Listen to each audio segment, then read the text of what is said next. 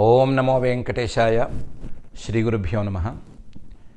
పరీక్షిత్ మహారాజు గారికి రాజ్యం వచ్చింది. ఆయన మహారాజు అయ్యాడు. వాడు ధార్మికంగా రాజ్యపాలన చేస్తున్నాడు. ఒక దశలో సాక్షాత్తు ధర్మదేవతతోనే ఈయన మాటలు కలిపి చాలా ప్రభావవంతంగా రాజ్యం చేస్తున్నాడు. ఇలా రాజ్యం చేస్తున్నటువంటి ఈయన రాజ్యం మీద కలి ఒకరోజు తన ప్రభావం చూపించుదామని ప్రయత్నం చేయబోగా భంగపడ్డాడు కూడా. కలిపురుషుణ్ణే ఈయన నిగ్రహించి కలిపురుషుడికే ప్రాణదానం చేసి పంపించాడు. నా రాజ్యంలో నువ్వు ఉండటానికి వీల్లేదు. ఒకవేళ నీకు నివాస స్థానం కావాలంటే జూదం ఆడేవాళ్ళు లేదా అబద్ధాలు చెప్పేవాళ్ళు అలాంటి వాళ్ళని మాత్రమే ఎంచుకో, నా రాజ్యంలో నువ్వు ప్రభావం చూపించకూడదు అని కలినే నిగ్రహించి పంపించేసేసాడు. అంతటి మహాపరాక్రమవంతుడు, ప్రభావశీలుడు, ధర్మనిష్ట కలిగినవాడు, అన్నీ బాగానే ఉన్నాయి. ఇలాంటి వాడు ఒకరోజు వేటాడటం కోసం అడవిలోకి వెళ్ళాడు. అడవిలోకి వెళ్ళి అక్కడ వేట ఆడి తన వాళ్ళందరూ చెల్లాచెదరైపోగా తాను ఒక్కడే మిగిలి ఆకలి దప్పులతో ఒక మహర్షి గారి ఆశ్రమానికి వెళ్ళాడు. అక్కడేమో మహర్షి గారు ధ్యానంలో కూర్చుని ఉన్నాడు, సమాధి స్థితిలో ఉన్నాడు. సమాధి స్థితిలో ఉండేటువంటి మహర్షి గారిని చూసి ఆకలిగా ఉంది లేదా దాహంగా ఉంది, కాస్త మంచినీళ్ళు ఇప్పించు, తినడానికి ఏమన్నా ఇప్పించు అని అడిగాడు. సమాధి స్థితిలో ఉండేటువంటి ఆ మహర్షి గారికి ఏమీ వినిపించలేదు. ఈ మనిషికి అంటే పరీక్షిత్ మహారాజు గారికి ఇలాంటి మహర్షులు ఉంటారని, వాళ్ళు సమాధి స్థితిలో ఉంటారని, అలా ఉన్నప్పుడు వాళ్ళకి ఏమీ వినిపించవని ఇవన్నీ తెలిసినా సరే ఆకలి దప్పులతో అలసటతో ఉండేటువంటి ఆ క్షణంలో అవేమీ గుర్తుకు రాక ఈ మనిషి నటిస్తున్నాడు.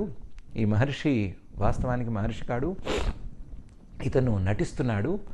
నాకు చేయవలసినటువంటి గౌరవం సరిగ్గా చేయలేదు అని కోపగించుకున్నవాడు ఊరుకోక పక్కనే చచ్చిపడి ఉన్న పామును తీసి, ఇదో మహామనీషివి కదా నువ్వు, నీకు సన్మానం చేస్తున్నాను అని మెడలో చచ్చిపడిన పామునేసి తన దారిని తాను వెళ్ళిపోయాడు. ఈ లోపల ఎక్కడో ఆడుకుంటున్నటువంటి మహర్షి గారి కుమారుడికి ఈ వార్త అంతా తెలిసి ఆయన పరిగెత్తుకుంటూ వచ్చి బాధపడ్డాడు.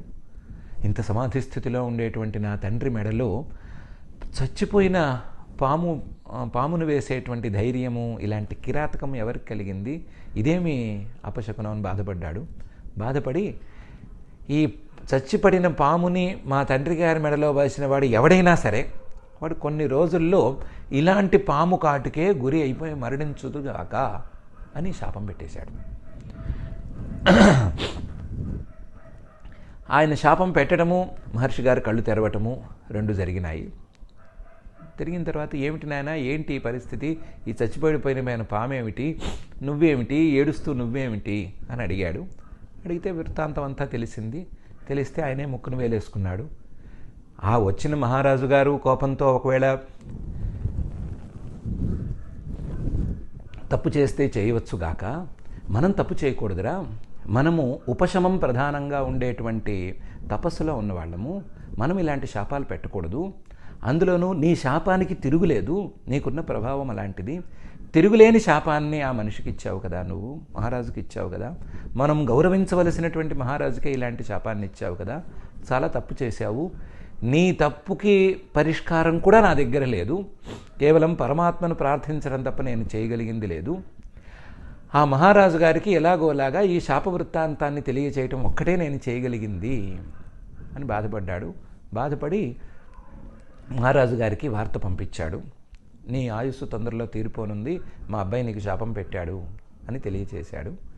ఆ వార్త విన్నటువంటి మహారాజు గారు డంగైపోయి ఇక నాకు చాలా తక్కువ రోజుల వ్యవధి ఉంది కాబట్టి నేను గంగా తీరంలో వెళ్ళి ప్రాయోపవేశం చేస్తాను అంటే దర్భాలు పరుచుకుని దాని మీద కూర్చుని లేదా పడుకుని ఉండి ఏ ఆహారాన్ని స్వీకరించకుండా, ఏ కనీసం మంచి నీళ్లను కూడా తీసుకోకుండా అలాగే కాలక్షేపం చేసి ఆ మిగిలినన్ని రోజులు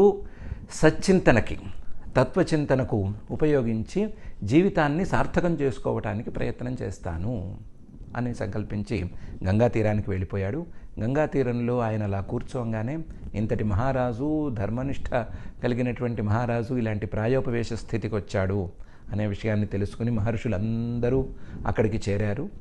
వాళ్ళందరూ చేరగానే, వాళ్ళందరూ ఉంటూ ఉండగానే శ్రీశుకుల వారు అక్కడికి ఆగమనం అనేదాన్ని చేశారు. శ్రీశుకుల వారు అక్కడికి వచ్చారు.